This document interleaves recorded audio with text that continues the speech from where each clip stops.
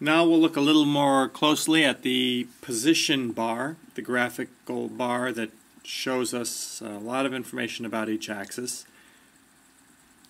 The green target arrow is a specific point, a specific target, but by double-clicking this green target arrow we get a window that allows us to specify a target that is larger than a single point in space. We'll call that scenery offset, and that allows you to specify if a piece of scenery is hanging off of a batten, for example, or if you have a set piece and the reference point or the rigging point of that piece happens to be in the middle even, or at the bottom, like a platform might have scenery on top of it, and then you rig to the bottom of that platform.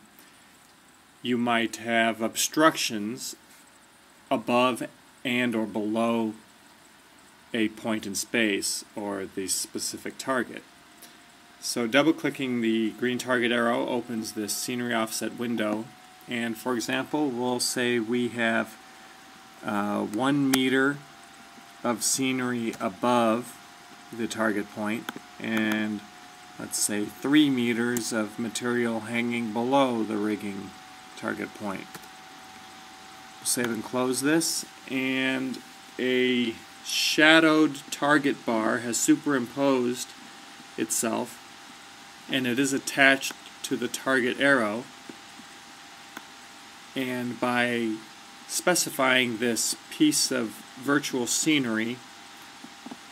with dimension both above and below the target,